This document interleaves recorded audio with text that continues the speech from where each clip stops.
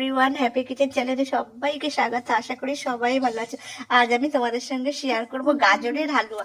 গাজরের হালুয়া এর থেকে সোজা পদ্ধতিতে আর নেই। প্রথমে আমি গাজরগুলোকে ভালো করে ধুয়ে নিয়েছি, তারপর এরকম করে কেটে নিয়েছি, তারপর প্রেসার কুকারে দিয়ে দুধ দিয়ে 1 চামচ লবণ, 2টো তেজপাতা, 2টো এলাচ দিয়ে 5টা সিটি দিয়ে নিয়েছি। তারপর এইভাবে ম্যাশ করে নিয়েছি। তারপর আমি এখানে কড়াই ঘি, 2টো এলাচ দিয়ে তারপর ম্যাশ করা গাজরগুলোকে দিয়ে নাড়াচাড়া করে তারপর চিনি দিয়ে ভালো করে ভাজা করে নিয়ে তারপর আমি এখানে দিয়েছি